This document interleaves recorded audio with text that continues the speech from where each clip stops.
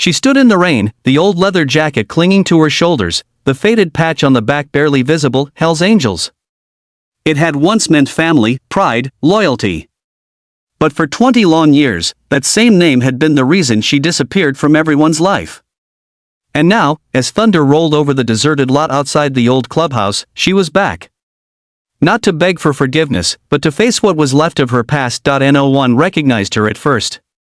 2 decades can do that, change a woman's face, her eyes, her soul. But the moment she pushed open those heavy steel doors and the old bar smell hit her, smoke, oil, whiskey, it was like no time had passed. The jukebox still flickered, the same Lynyrd Skynyrd song humming through static. Every head turned. Conversations died. Someone muttered, "No way, that can't be her."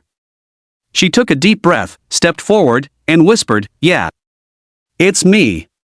20 years earlier, she was known as Cassie Red Dalton, the only woman ever trusted as a full member of the Hells Angels chapter in Tucson. Red earned that respect the hard way, through grit, fists, and fire. She could ride better than most men, fix an engine blindfolded, and she never backed down from a fight. They called her the heart of the road.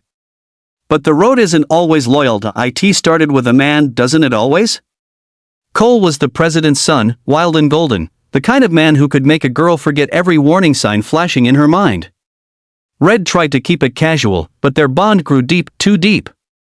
When Cole died in a crash one night after a run that went wrong, everyone needed someone to blame. The club pointed their fingers at her. They said she distracted him, made him soft, made him reckless. And the next morning, the vote was made, she was banned for life. She didn't fight it. Maybe because part of her believed they were right. For 20 years, she vanished. She left the desert, left the bike, left everything that ever made her red.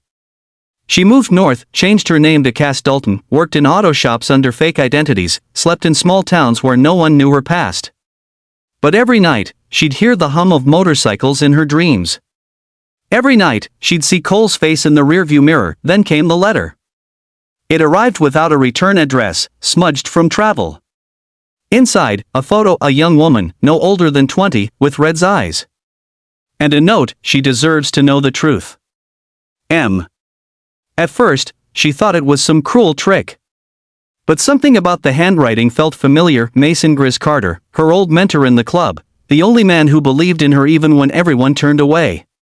She packed her bag that night, and that's what brought her back, the daughter she never knew she had. When she walked into that clubhouse, no one spoke for a long time.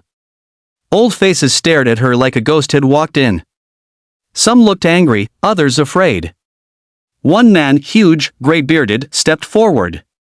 "Grizz, you really came back," he said, voice low. "I got your letter," she replied. He looked confused. "Letter? I didn't send you no damn letter." That was when everything changed. Red realized someone else wanted her there, not for closure, but for something darker. Later that night, she found the girl. Her name was Lila.